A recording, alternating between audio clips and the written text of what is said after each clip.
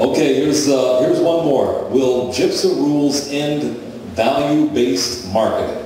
Explain value-based marketing and...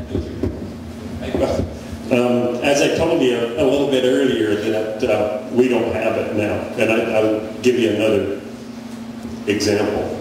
And I had an unofficial debate with Wesley Batista, the CEO of JBS at the Wyoming Stock Growers. I said it's not a debate. He's going to present, Chandler Keys presented, their export guy presented, and then me.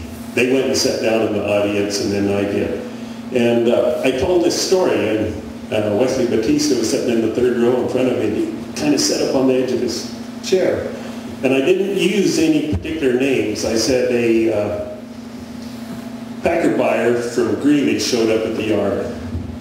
I don't know if he knew which packer that probably was, but I think you all do, that JBS is headquartered in Greeley, if you don't happen to know. And he said, he looked at the show list and he drove by a couple of pins. He said, I see they're, Randy, I see they're all one iron, one brand on them. He said, can you source verify those? I said, yeah, we could. I said, how much extra? He said, nothing. No, nothing. So I said, well, forget it. And he didn't get a bot. But the next week he came back, and we've got 3 packer buyers in the area, and for some reason 2 are always full on a particular week. So he's back the next week. He buys them. And we load them the next Wednesday to go to Greeley. And the scale house called and they said, Randy, where's those source verification papers? I said, we didn't sell them that way. So in about an hour and a half, the field buyer called, and he was hot. He said, we're going to lose the entire day's kill because those cattle went into 100% source verified cattle, and we have mixed them. We're going to lose all of that. I said, well, Chuck, I didn't sell them that way. He said, I thought you were shitting me. I said, well, he said, can you just send me an affidavit saying that? He said, we just need the brand and your signature. I said, that's on the brand papers. Well, we need birthday. I said, well, how much extra? And it was real quiet for a while. And he said, you have cattle on the show list for next week. He said, I'll bid on them. I told that to Wesley Batista. He was on the edge of his chair. We do not have value-based marketing today. Okay. Exactly. I mean, just recently, anytime they report a price, which they do Creekstone. You all heard of Creekstone? They're strictly Black Angus, and they've developed the export market, and believe you me, they live off of it. But one of their specs is no implants. Okay, and I have cattle that I can source with a signature from different customers, no implant. Well, Tyson's getting a little edgy on these good black cattle. This is a couple of weeks ago, and they're bringing $1.60, and he said, now these aren't implanted. Yeah, I got verification papers.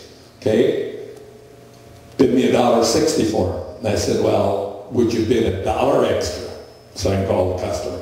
No, the same. But he wanted the verification papers. This was just 2 weeks ago. This is going on all the time. And going back just a little bit, and the intimidation factor, like he had another pen to sell next week.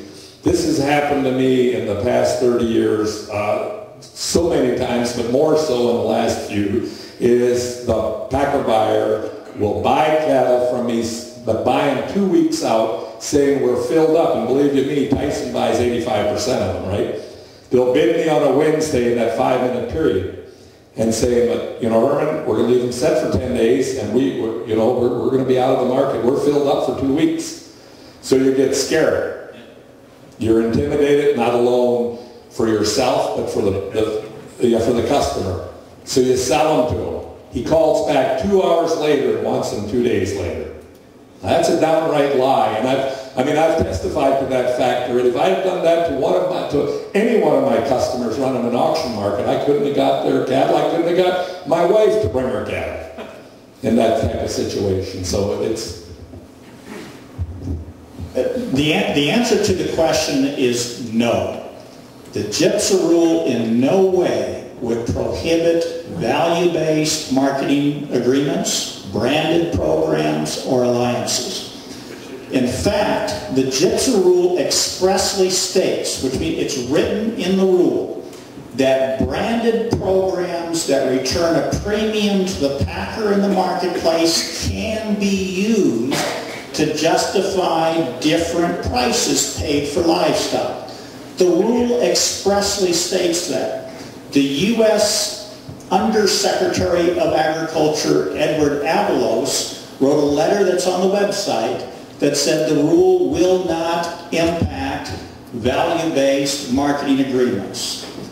The entire argument that the packers are using is not that the rule prohibits or limits these value-based marketing in any way. That's not their argument, because the rule doesn't do that. Their argument is the packers will not want to comply with the record-keeping requirements contained in the rule, and they don't want to be subject to liability if a producer could file suit against them if they engaged in an unfair or deceptive act. Therefore, the packers have said, we will no longer offer marketing agreements or value-based marketing, and that's how they've gotten so many within our ranks to oppose this rule. It is a direct political threat. They are threatening you, saying that for those of you who have engaged and expended additional funds and resources in order to participate in a program that returns to you a higher price in the cash market because you're receiving premiums, they're threatening to take that away if they are subject to the rule that requires them to be more transparent and fair in the marketplace. Folks, we are being threatened by the meat packers, but the answer to your question is absolutely nothing in the rule would limit, prohibit, or restrict any of these programs. The best data we have is regarding how many cattle are actually involved in these value-based branded type programs is the meat marketing study conducted by GIPSA in 2007. That was the $4 million study that Congress directed GIPSA to undertake in lieu of passing a ban on packer ownership in the 2002 Farm Bill. Remember, the Senate passed the packer ownership ban, and then in conference committee it got negotiated out, and the decision was, okay, we'll do a study. The study was completed in 2007. The study included sales transactions from October 2002 until March of 2005, so you had multiple years. The study looked at all the various marketing programs, direct purchases, auction yard purchases, broker purchases, marketing agreements, and formula forward contracts and branded programs. They found that throughout that period, less than 20% of the cattle were involved in some type of a branded or certification program. They found that the great majority of choice cattle came out of the direct trade, the cash market. Far more cattle came out of direct trade than came out of the marketing agreement cattle. They found that the highest percentage of branded and certified cattle actually came from packer-owned cattle, not from independent producers' cattle. But the total volume over that multiple year, where about 58 million head of cattle were looked at, less than 20% were of these marketed agreements. The reason I point that out is those who have used that as an argument have not told you that they're only talking about 20% of these cattle are even involved in these type of unique programs. And these programs have been beneficial to producers because it's the way that you can beat this manipulated cash market. But the problem is you're still tied to that same manipulated cash market, because these programs still use as their base price the price discovered in this ever-thinning cash market. So the answer is, not only does the rule not limit, prohibit, or restrict these value-based marketing, folks, this rule is going to provide you an opportunity to make even more money, because your cattle will be more reflective of supply and demand signals in the market. And don't believe for a minute the packers are going to give up on these programs, because they benefit from the branded programs that are really offering a higher value product to consumers.